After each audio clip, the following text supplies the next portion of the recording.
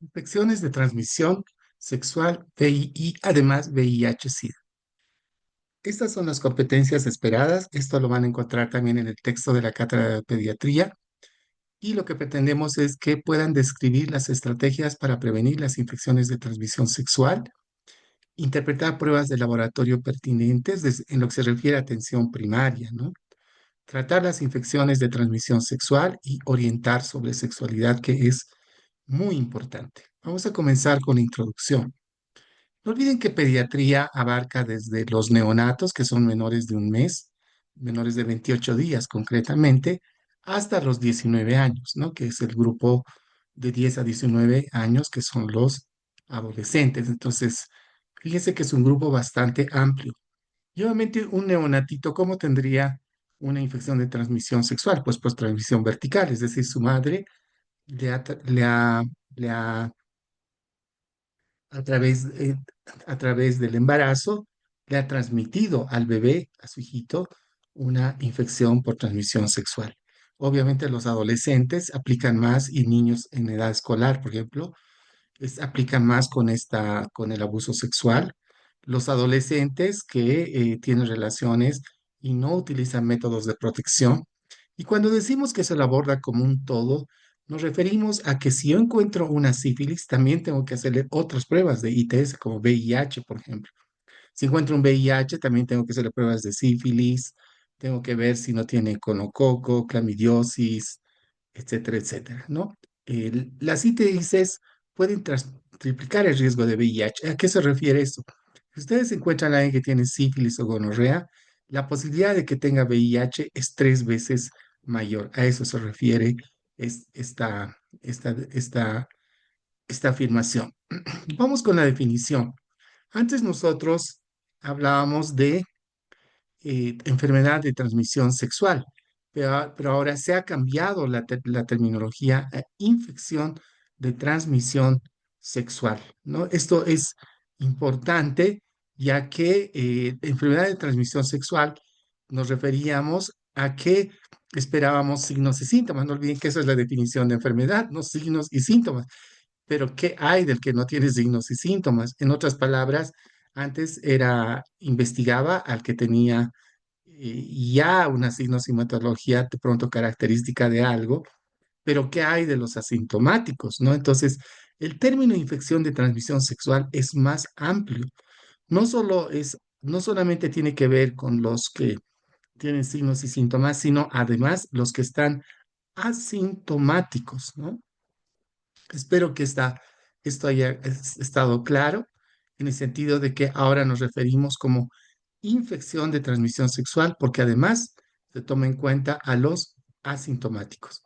Ahora, estas infecciones están producidas por bacterias, virus, parásitos, como 30 más o menos, que son los más importantes, y se propagan obviamente por contacto sexual, i- incluido el sexo no solamente vaginal, sino también el anal y el oral, ¿no? Miren, cada día se espera 1 millón de ITS. La mitad tiene que ver con clamidiasis, gonorrea, sífilis y tricomoniasis. 530 millones son portadores de herpes 2.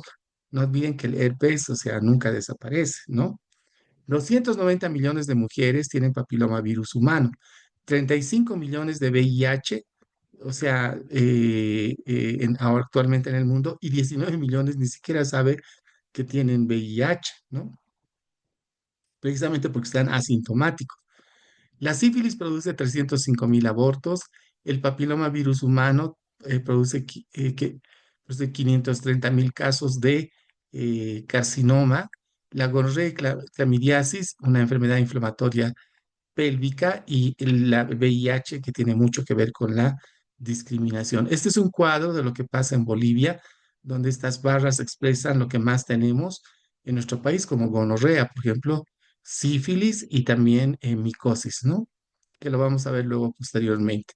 Este es un cuadro de lo que pasa del 2024, de lo que pasa con el VIH. Fíjense, los grupos más afectados son los de 20 a 24 años, de 30 a 34 años, pero los menores de 20, que son 19, 18, 17, 16, 15, que son los adolescentes que corresponden al grupo pediátrico, no se quedan atrás, ¿no? Fíjense, el 80% de las ITS está en el grupo etario de 15 a 24 años. Esto tiene que ver con falta de información, desconocimiento en la prevención. Miren, no todos usan métodos de barrera, que es un elemento importante para la transmisión de las ITS. Y el papiloma virus humano tiene una de las prevalencias más altas en América del Sur y el promedio es del 13,2%. Miren, una sola misma persona, por ejemplo, alguien que desde jovencito ha tenido ya ITS, las puede tener 4 a 5 veces en un mismo individuo, ¿no? No olviden que el tratamiento es gratuito y va a entrar a la currícula escolar. Bueno, ¿qué hay con respecto a los síntomas? No, primero, ¿no? Que pueden ser asintomáticos. Es decir, aquí vemos a Batman y Superman, que parecen los más sanos del mundo, pero también piensen si han tenido una actividad de riesgo, piensen que tanto Superman y Batman también pueden tener una ITS. Por eso es muy importante la anamnesis y lo que el paciente les informe con respecto a factores de riesgo, ¿no? Los síntomas son bastante característicos. En este caso, por ejemplo, tenemos un flujo fétido, tanto de la vagina como del pene. En el caso de la gonorrea, por ejemplo, podemos tener, por ejemplo, acá, ¿no? Vesículas a nivel de los genitales, como por ejemplo el herpes tipo 2.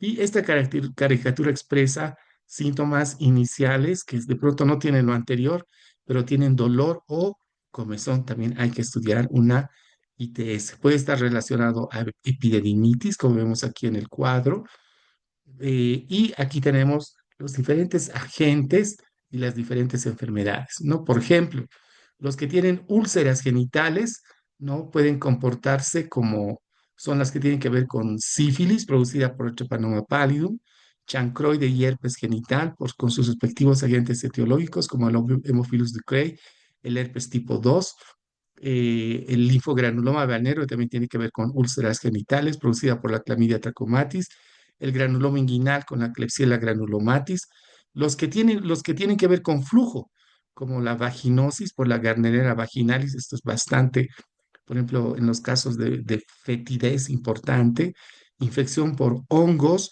como el caso de la Candida albicans, ¿no? Aquí se diferencia no solo por el color, sino por la fetidez que tiene la Gardnerella vaginalis. En lo que se refiere a lesiones en la región cervical, pero la gonorrea, como la Neisseria gonorrhoeae, la clamidiasis, como la Clamidia trachomatis, la tricomoniasis relacionado a tricomonas vaginales, ¿no? Aquí, miren, el linfogranuloma venérea está producido por la Clamidia trachomatis. En Bolivia es la quinta causa y no confiere inmunidad. ¿Esto qué significa? Que si alguien tiene este tipo de ITS, no es que tiene defensas, puede volver a contagiarse. El linfogranuloma venéreo, la mayoría son asintomáticas y puede producir cervicitis, uretritis, enfermedad inflamatoria pélvica, esterilidad, dolor pélvico crónico, epididimitis, artritis reactiva y faringitis. El linfogranuloma venéreo, por ejemplo, ¿no? El diagnóstico es por PCR, la cual se debe repetir a los 3 meses y en forma anual en parejas sexuales no prolongadas. En Bolivia no tenemos todavía estas pruebas, entonces la serología y la clínica son las que nos dan el diagnóstico. A estos pacientes también hay que hacerles pruebas de VIH. ¿Qué hay de la gonorrea? Esto yo sé que ustedes lo saben, ya lo han revisado en otras materias. Está producida por la Neisseria gonorrhoeae, es la segunda más importante en Bolivia, ¿no? Puede ser asintomático, puede producir cervicitis, uretritis, faringitis, conjuntivitis, enfermedad inflamatoria pélvica, está relacionada a infertilidad, embarazo ectópico y dolor pélvico crónico, epididimitis. ¿No? El diagnóstico se puede hacer por PCR de orina, uretra, ano. La tinción nos ayuda muchísimo, viene con forma de diplococos. El cultivo nos ayuda bastante. Y prueba anual en relaciones sexuales de riesgo permanente. También hay que hacerles la prueba de VIH. ¿Qué hay de las tricomoniasis? Está producida por la Trichomonas vaginalis, la cuarta más importante en Bolivia. Tiene formas asintomáticas importantes.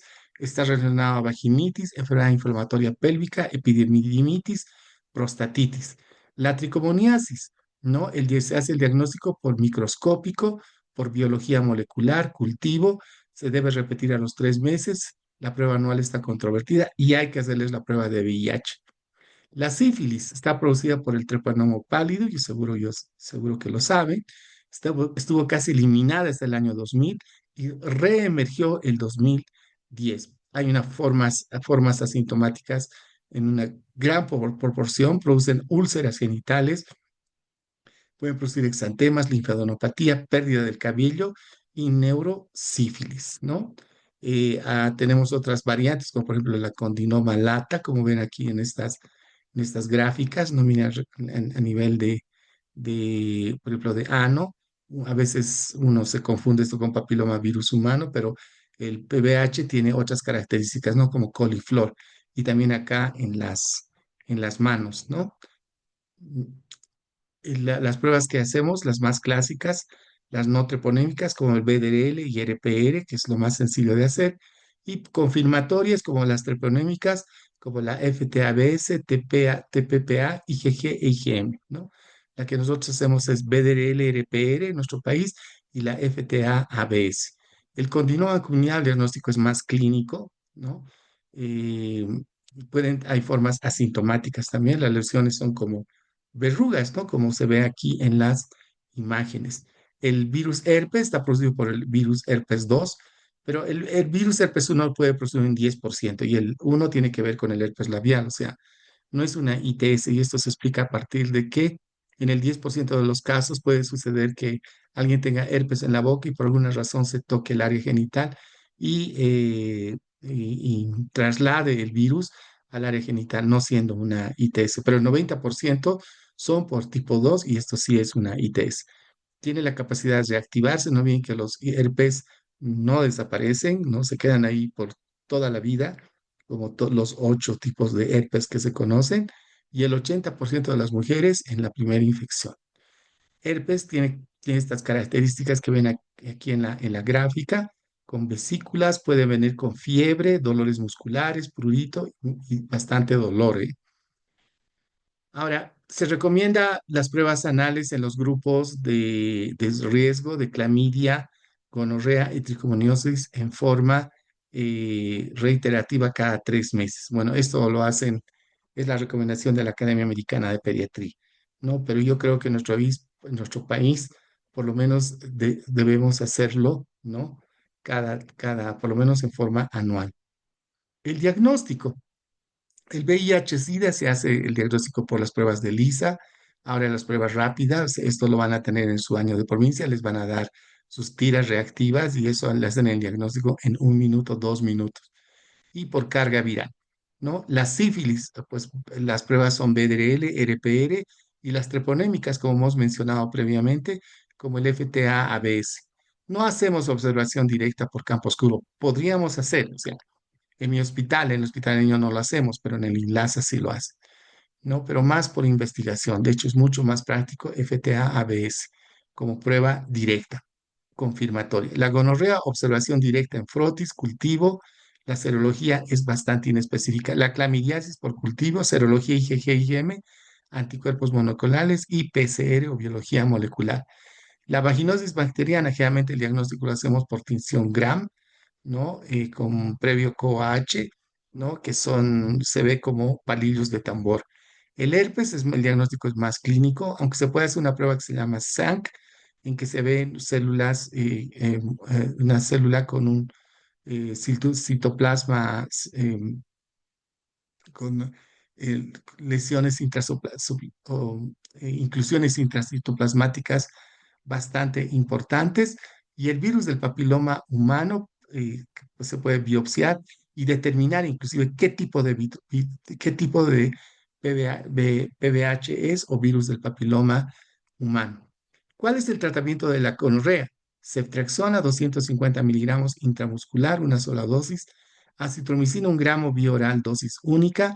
Para la sífilis, si tiene menos de 30 kilos, penicilina benzatínica, 600.000 unidades internacionales, una sola dosis. Y en mayores de 30 kilos, 1.200.000, una sola dosis. ¿Qué hay de la clamidiasis, ahora llamado clamidiosis? acitromicina 1 gramo bioral dosis única. También se puede utilizar doxiciclina 100 miligramos bioral cada 12 horas por 7 días, que está contraindicado en el embarazo. La vaginosis, metronidazol 500 miligramos 2 veces al día por 7 días. El herpes genital, el aciclovir, a estas dosis que ustedes ven acá, 600-800 miligramos cada 8 horas por 7 a 10 días. El condiloma, ¿no? Esto con podifilina, con aplicaciones tópicas del 5%, y cuando son muy extensas se hace la extirpación quirúrgica. Todo esto hacemos en nuestros hospitales. ¿Qué hay de la prevención? Se piensa que tiene, si alguien piensa que tiene una ITS, es importante que acuda con su médico. La enfermedad por sí solita no va a desaparecer, más bien va a ser un transmisor. Y en Bolivia todos los centros de salud tienen los recursos diagnósticos y el tratamiento. La confidencialidad debe ser respetada, debe cumplir el tratamiento y tiene que avisar a las personas que han tenido sexo con el afectado, ¿no? Y las 3 reglas de oro, que enseguida vamos a mencionar cuáles son las 3 reglas de oro cuando hablemos acá del VIH. Esta es la historia natural de la infección por VIH. Es una infección crónica irreversible que tiene que ver con la desaparición gradual de los CD4 y un curso clínico variado, ¿no? Y que tiene que ver con la disminución de los CD4 y una aparición de infecciones oportunistas. Aquí este cuadro eh, nos ilustra mejor qué es lo que pasa con el VIH, ¿no? En este caso, lo que vamos a ver acá, ¿no? Es, por ejemplo, acá el recuento de linfocitos CD4. Fíjense, el recuento de linfocitos CD4 en una infección primaria al principio está lo más alta, ¿no? Hasta que pasan como 8 a 10 años hasta acá, y fíjense, baja por los suelos, ¿no? Y hasta que baja por una cantidad eh, de CD4, que en adultos es menos de 200 CD4, a eso le vamos a llamar SIDA, ¿no? Entonces, cuando alguien tiene SIDA, cuando los CD4 han bajado a tal proporción que prácticamente ya no tiene defensas. Pero hasta que pase eso, pasan como 8 a 10 años, ¿no? Y esa fase de 8 a 10 años, donde prácticamente el paciente está como asintomático, ¿no? A esto le vamos a llamar VIH. O sea, VIH no es lo mismo que SIDA. VIH es un periodo de latencia clínica donde todavía sucede 4, que está aquí expresado por esta barra azul.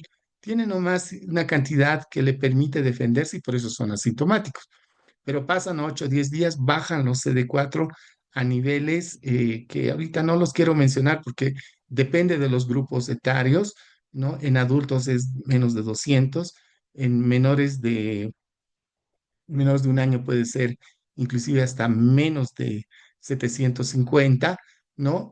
Pero lo importante aquí que sepan es cuando baja ostensiblemente los CD4, ¿no? En el caso de escolares para arriba, y una vez pasada la fase de latencia clínica, ¿no? Que es la fase de VIH, recién podemos decir que tiene SIDA. Y obviamente el SIDA va a venir más con infecciones oportunistas, ¿no? Aquí, si yo les preguntara qué tiene más mérito, diagnosticar un VIH o un SIDA, ¿qué me responderían ustedes?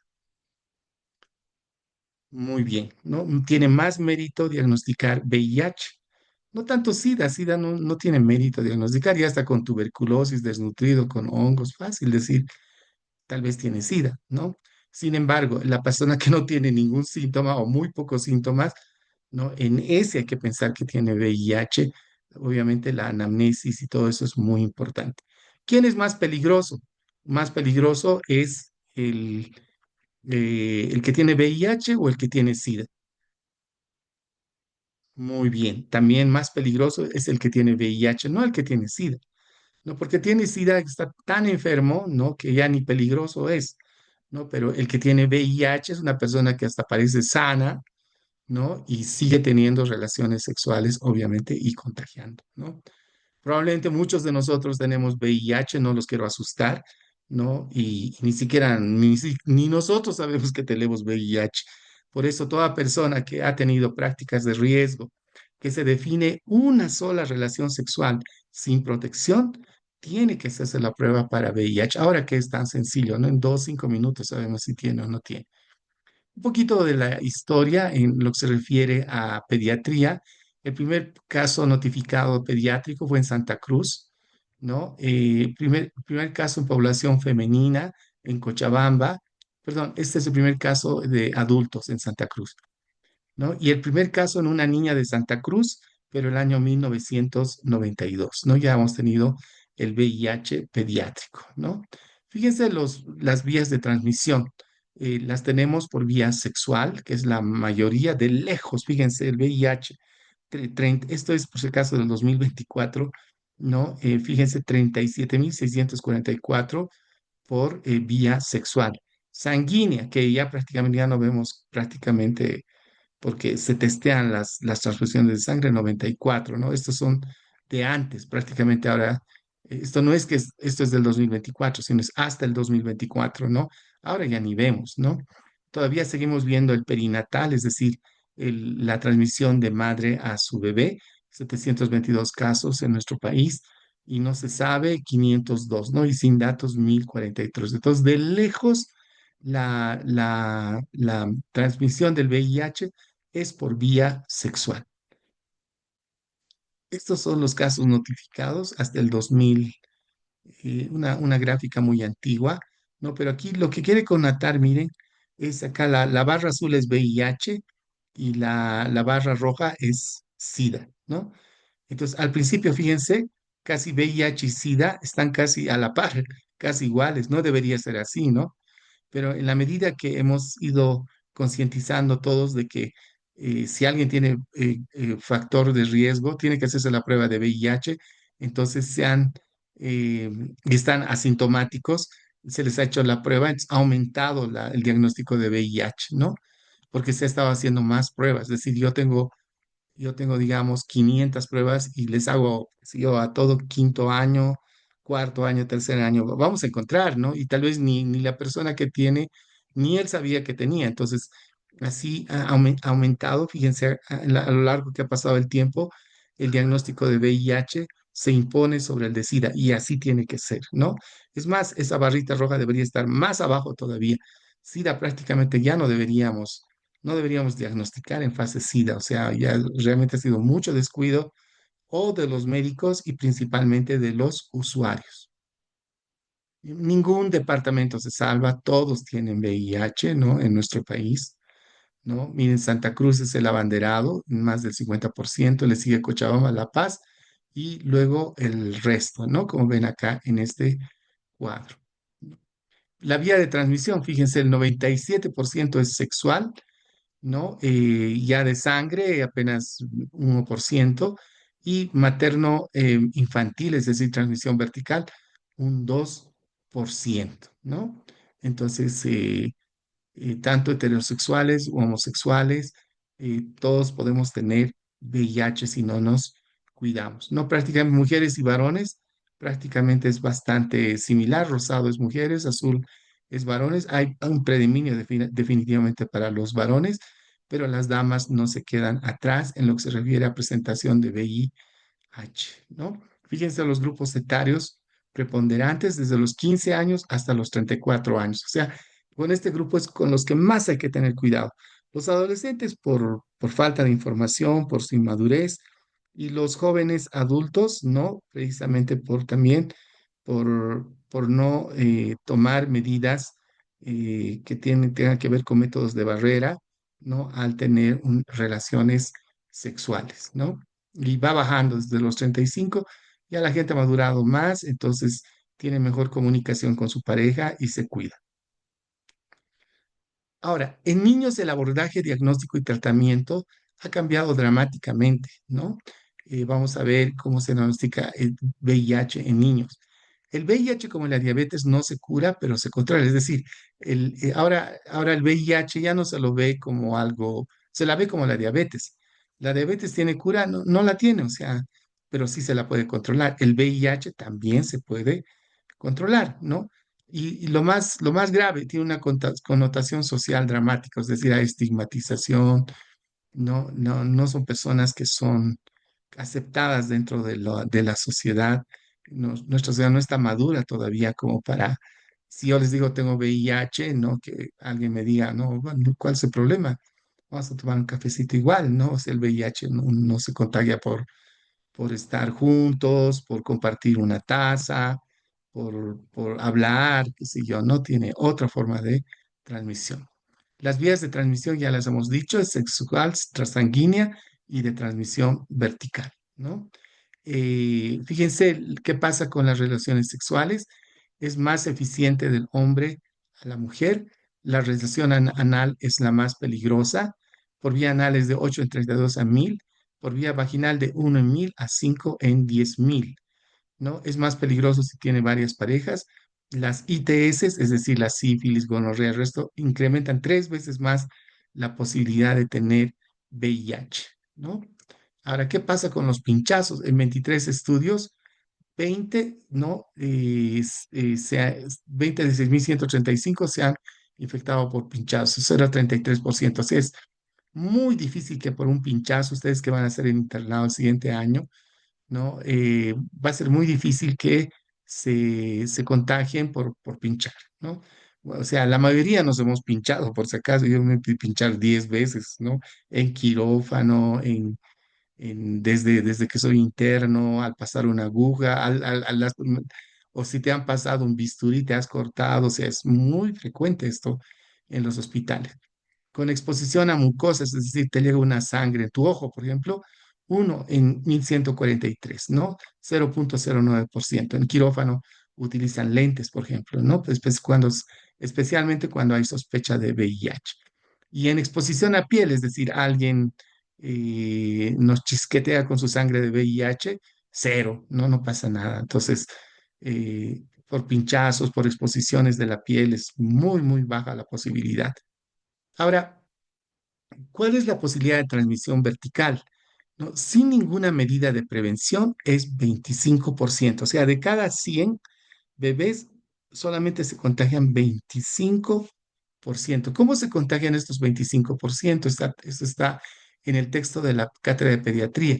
Miren, 6 se contagian durante el embarazo, 18 durante el parto y uno por el seno materno. Si ustedes suman, da un 25%. Entonces, si yo les pregunto cuál es el momento más importante de infección de transmisión sexual, perdón, de transmisión vertical de la madre al bebé, seguramente ustedes me van a decir en el momento del parto, ¿no? Precisamente por el paso por el canal del parto.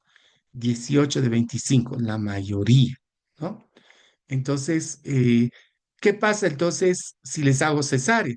Si les hago cesárea, solamente puede bajar 10%. Si además le doy antirretrovirales desde el embarazo por estos 6 que ven acá, bajar 10% también. Pero si hago las dos cosas, no puede bajar hasta un 1 a 2%, ¿no? Entonces, aquí hay un mensaje, la transmisión vertical se puede prevenir, ¿no? ¿Cómo se previene? No olviden que sin hacer nada, 25%. No es, si una mamá y un papá ambos tienen VIH, no es que toditos se van a contagiar, solamente el 25%. Pero previniendo, es decir, dándole antirretrovirales a la mamá, si necesita hacerle una cesárea, puede bajar a 1 a 2%. Entonces, del 25 baja hasta un 1%. Entonces, ¿cuál es la medida más importante para prevenir la transmisión vertical? Pues hacer la prueba a todas las embarazadas. Porque yo, ¿cómo voy a prevenir? ¿Sí? Yo lo primero que tengo que saber es quién les tiene el VIH. Entonces, todas las embarazadas con factores de riesgo, sin factores de riesgo, en el prenatal, a toditas hay que hacerles pruebas de VIH. Porque si encontramos un VIH en la mamá, podemos bajar la posibilidad hasta un 1% del 25 que se tiene como base, ¿no? Para evitar que el bebé tenga VIH, ¿no? Y hagan de cuenta que son 100 bolos para sortear, que te ganes el premiado uno es más difícil, ¿no? Obviamente, si hay 25 que son premiados negativamente, También pues es más fácil que a uno le salga un bolillo, que en este caso sería algo negativo. Estas son las tres reglas de oro: la fidelidad para los que tienen pareja, ¿no? La abstinencia para los que no tienen, y para los que no pueden con la fidelidad y abstinencia y tienen otra forma de ver la vida, pues un correcto uso del condón. No da por besar, no da por dar la mano, no da por un objeto compartido, no da por lavar el plato, no da por un abrazo, ¿no? Aquí esto vamos a ver mejor en estas gráficas que vemos acá.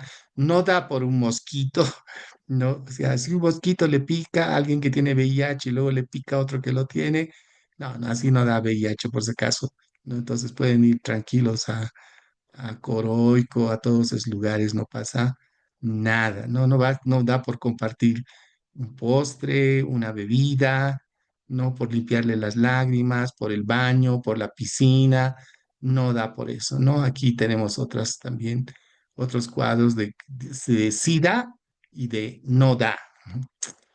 Eh, Nosotros tenemos voluntarias que se han solidarizado con los niños con VIH en nuestro hospital, ¿no? Aquí, aquí, lo que quiero connotar acá es, ¿no? Acá esta mamá, su hijita tiene VIH, medio que se esconde, y aquí el residente dice, no, este niño tiene VIH, y fíjense, acá hay 14 mamás que están escuchando, ¿no? Y, ucha, ¿no? Ya van a empezar a pedir alta, ¿saben cómo es nuestra población? A reclamar que porque un niño está así, con VIH en medio de la sala, ¿no? Entonces, nosotros tenemos nuestras claves, ¿no? O sea, no lo divulgamos al medio mundo. Esto tiene que ver con la confidencialidad. Nosotros nos referimos como diagnóstico conocido. Todos sabemos en el hospital qué es un diagnóstico conocido para proteger a la madre, al niño. No todos tienen que saber. Es más, no deben saber que tiene VIH. Mientras más protejamos y evitemos la discriminación, es importante. Hay problemas legales, ¿no? Hay problemas legales. Este es un problema legal en Santa Cruz. Yo le he conocido a esta mamá y le he hecho juicio a los médicos. Uno, porque no le han hecho la cesárea, ¿no? O sea, sabían que ella tiene VIH y han esperado a que tenga trabajo de parto y le saben si ha salido por parto y obviamente la posibilidad de que tenga VIH y le ha dado VIH a su hijita, por eso les ha hecho el juicio. Y el otro juicio es porque no le han dicho que quite el seno materno, ¿no? No sé bien que en VIH hay que quitar el seno materno y reemplazar por fórmulas. La única condición legal en nuestro país de reemplazar por fórmula. No, no olviden que la leche materna es lo mejor que existe, pero en VIH se las quitamos, ¿no? Para evitar la transmisión por el seno materno y les damos algunos medicamentos para evitar. Fíjense acá el pronóstico de los pacientes que tienen VIH. Miren, eh, esta raya anaranjada. Vamos a comenzar por las mujeres. Miren, las mujeres viven, según en Inglaterra, ¿no? Como 83 años, viven más que los varones, las mujeres por si acaso. Aquí los varones viven como 78 más o menos, aquí como 83, ¿de acuerdo? Y esto que ven de verde son las que tienen VIH. Fíjense, las que tienen VIH desde el 2012 viven igual que las que no tienen VIH por los tratamientos tan efectivos que tenemos en la actualidad. Entonces, el VIH ya no es un problema siempre y cuando los diagnostiquemos en VIH, porque si los mejor, y mejor si es inicial. Si digamos yo le he diagnosticado rápidamente, ¿no? Y el usuario tal vez ha ayudado, ¿no? Hay muchos usuarios que te dicen, he tenido una relación sexual de riesgo y si hacen ese rápido la prueba, VIH les da el tratamiento, su vida va a ser normal, igual que una persona que no tiene VIH. Pero si lo dejan pasar a SIDA, el SIDA tiene mal pronóstico. Entonces, esto no es cualquier rato, eso es diagnósticos rápidos, ¿no? Por eso lo que nosotros tenemos que diagnosticar es VIH, no SIDAs. Fíjense, en varones es más interesante, más chistoso, ¿no? Esta barra anaranjada son los varones que no tienen VIH. Miren, los que tienen VIH viven más que los que no tienen VIH. ¿Por qué será esto? Porque pues los que tienen VIH se cuidan más, van más al médico, se miden, se cuidan del azúcar, se hacen sus pruebas de hepáticas, tienen buena nutrición, hacen ejercicio, ¿no? Y miren, según esta corte, ¿no? Hasta viven más que los varones. Nuevamente, siempre y cuando los diagnostiquemos en fases iniciales, ¿no? En VIH concretamente. Pero si en un estadio ya final de VIH, peor en SIDA, el pronóstico obviamente no va a ser como en esta corte. Conclusiones, ¿no? El VIH sigue creciendo en nuestro país, es increíble, no, no lo podemos controlar, ¿no? Hay una baja percepción de riesgo personal, todavía no estamos acostumbrados a tener relaciones sexuales con responsabilidad, ¿no? Y factores socioculturales, el machismo, ¿no? Seguramente alguna vez lo han discutido porque, porque nuestra población no usa métodos de barrera, ¿no? Y cuando hablo de machismo, no se olviden que no solo me refiero a los varones, también hay mujeres machistas, ¿no? Desde que la mamá, o sea, nos enseña que los hombres no tienen que lavar platos, ya, pero es una mamá machista, ¿no? La pobreza, desigualdad de género, alto consumo de alcohol. El alcohol tiene una relación increíble con el VIH, ¿no? Obviamente uno que está alcoholizado con un Glasgow, no sé si han repasado la terminología Glasgow, que es neurológica, con un Glasgow, con un estado de conciencia bajo, ¿no? Entonces obviamente no va a estar pensando en protegerse, ¿no? Entonces el alcohol tiene mucho que ver con el VIH. Por eso en las entradas se reparten condones, precisamente porque esos son los tiempos donde empiezan a aumentar este tipo de padecimientos. Es una bomba de tiempo, ya no se ve en sujetos de riesgo solamente, también en los que no tienen riesgo. Deben estar preparados y se requiere un equipo multidisciplinario. No me refiero solo a médicos, enfermeras, psicólogos, laboratoristas para su manejo, ¿no?